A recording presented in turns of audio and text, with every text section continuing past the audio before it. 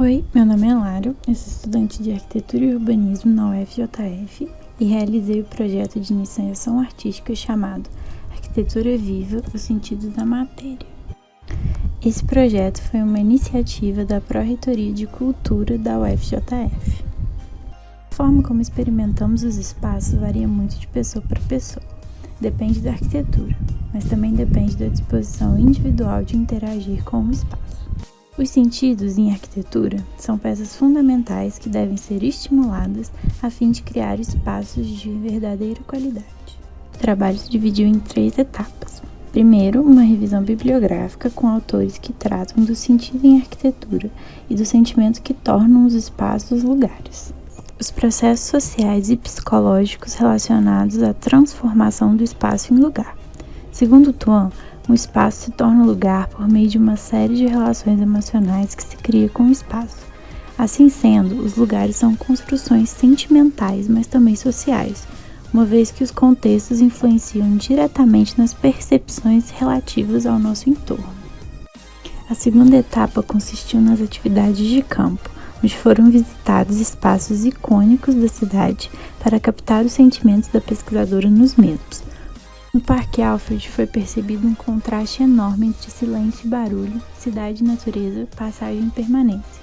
Mas tudo me parece coexistir sob o teto semi-permeável à luz solar que a copa das árvores forma sobre nossas cabeças. Estar no Jardim do Man é deixar boa parte da cidade para trás.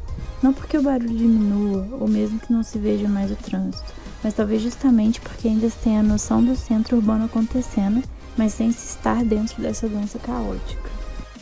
Na praça da estação, temos exemplares do passado, que contam um pouco dessa história e trazem um interesse maior ao olhar, que repousa sobre as edificações quando se está mais atento, mas que também apresenta o que há de mais frenético na modernidade. Se aproximar do Rio Paraibuna é quase impossível, implica em atravessar vias de trânsito rápido para observar de pontes que mais parecem viadutos, o pouco de natureza que luta estrangulada ali. No mergulhão, tudo foi alterado para que os carros passem com maior fluidez, as casas perderam porões e os pedestres as opções de caminhos. Acima do mergulhão, tudo é orientado de forma a ser um caminho inóspito, longo, desestimulante. O espaço mal cumpre a função de passagem, quem dirá de permanência. Galerias como a Pio 10 são extensões dos espaços públicos de ruas e calçadões, tidas como mais frescas e sombreadas, mais agradáveis para caminhar. Por isso bastante movimentados e utilizados na cidade. E por último, a terceira etapa, a oficina, realizada com o intuito de comparar as percepções de diferentes usuários sobre os mesmos espaços. As oficinas têm como objetivo responder as seguintes perguntas: como entendemos a cidade? Como nos relacionamos com ela? Que sentidos aplicamos nessa troca constante com o meio urbano?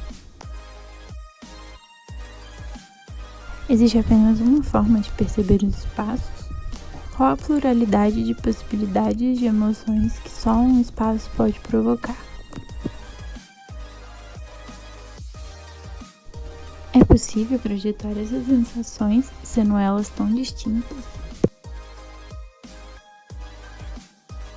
Os produtos esperados são justamente essas respostas, obtida por meio das trocas entre os participantes da oficina e suas experiências, além da produção de mapas que representem geografias emocionais dos habitantes para com a cidade, que demonstrem fisicamente os lugares afetivos de Juiz de Fora.